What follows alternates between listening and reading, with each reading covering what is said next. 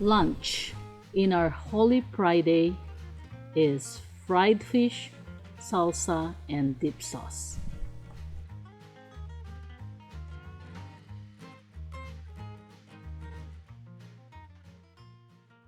Hey guys, welcome to Polite Sky. Welcome to my kitchen. Today we're going to cook our second to the last episode of Lucban cuisine. It is because Holy Week today and it's Friday. The 19th episode is for Friday. We are going to cook fish. As you can see, we have two kinds of fish here. The golden bass, which is called in the Philippines a lapu-lapu. And the other one is a New Zealand snappers. So what we're going to do today is very simple. We're just gonna fry the fish. What is more good with a simple dish like fried fish? Match it with salsa. So you ready? Today is very simple and we will show you how to prepare our simple dish. Fried fish with salsa, sauce, and side dishes. Okay, let's do it. First, we need to clean the fish and discard all the fins. Give the fish a slightly cut of 3 to ensure the salt and pepper will get into the meat of the fish. Season with salt and pepper and make sure that they get inside the fish. Then get 1 lemon, cut it, and squeeze it onto the fish. Let's stand for about 15 minutes and we're ready to fry the fish. We're ready to fry the fish, but first we need to turn the heat on. Turn the heat on. Make sure the pan is hot before you put your cooking oil. Make sure that your exhaust is on because the fish stink and I'm cooking this inside the house. So I need to make sure all ventilation are open and exhausts are on. If you have a candle, that help us to eliminate the odor when you are cooking fish. Now put the oil. About 2 cups of oil. We have to make sure that the temperature is about 350 Fahrenheit. I think the oil is ready, but to make sure, let's use this thermometer to check our temperatures. Okay. And it's 353. So I'm ready to put the fish, but safety first. I know that the fish will splash. So this one actually is perforated, meaning the fish is still going to be crispy because there's a ventilation. Oh la la. Okay, let's put the frying cover. Here's my cameraman. Say something, cameraman. I hope I can survive this because that thing splashes. 5 minutes is over. Now it's time for us to turn the fish over. While I'm busy flipping this over, let me show you how to prepare 2 kinds of salsa and 2 kinds of dripping sauce for this fish. While we are waiting for the fish to cook, we're going to prepare our salsa. So I'm gonna make a salsa out of mango, tomato, apple, and cilantro. So let's get started. So mango first. Here's the salsa number 1. Get the 2 sides of this mango and discard the bone. Cut lengthwise and peel the skin. Then cut them into small cubes. Same with the apple, cut them like so. Peel the skin and cut them into small cubes.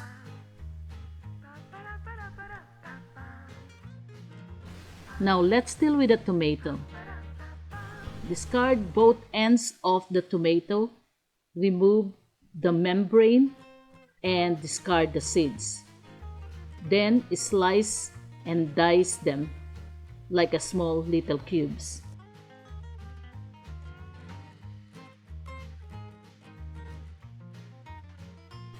Get a bunch of cilantro and chop them into small pieces.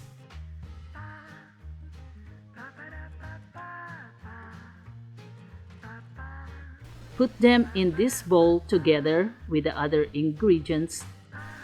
Drizzle with salt and pepper.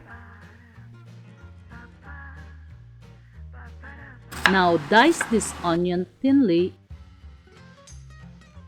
and mix them to the bowl of ingredients. Then give a squeeze of fresh lemon fruit. Mix the variety of fresh fruits and veggies and let's officially call it the salsa. Very colorful and delicious. Yummy. So the fish is ready to take out from the pan and put it in our plate. Now let's prepare our salsa number 2. So another side for the fish is the one that we usually eat when I was growing up. We called it, nalimutan ko na, I forgot.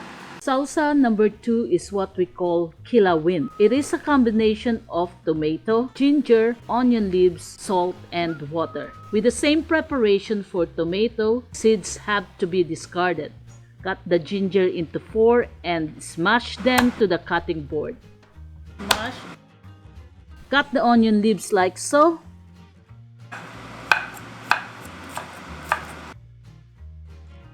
Drizzle with salt and add 1/4 cup of water. Mix them and we have salsa number 2. The next one is as simple as lemon sauce. Cut the lemon. Dipping sauce number 1. Squeeze the fresh lemon juice. Remove the seeds.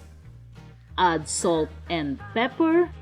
Put some EVOO, extra virgin olive oil, and beat them with fork. Dipping sauce number 2. Smash garlic. Add salt and pepper. Put the vinegar. Put some chili peppers. And you have dipping sauce number 2. Vinegar with garlic. So here's our finished product. Let's prepare them together for our plating and tasting.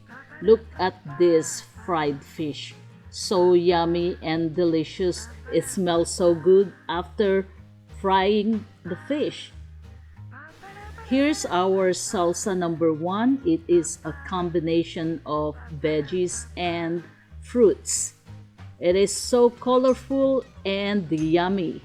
And here's our salsa number 2, our Kilawen, my favorite when I was growing up. Dipping sauce number 1 is a combination of fat and acid, freshly lemon juice plus EVOO. Last dipping sauce is vinegar and garlic, our Filipinos' favorite. Let's pour our salsa number 1 onto the fish for our plating and tasting.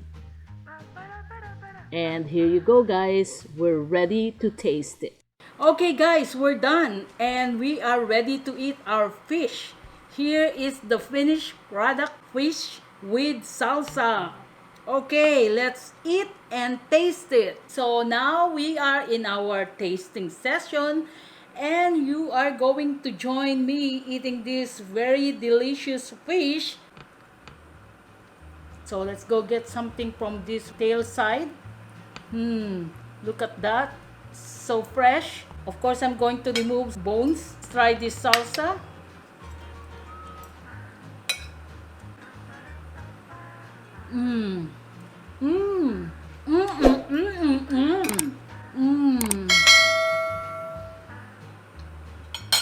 Like and subscribe right now or this lady. Okay, let's try our Kilawen. And put a little bit of sauce on your kanin, rice, and then have the fish. Kilawen is so good. Let's try our simple lemon sauce. Okay, get some fish and get the lemon sauce.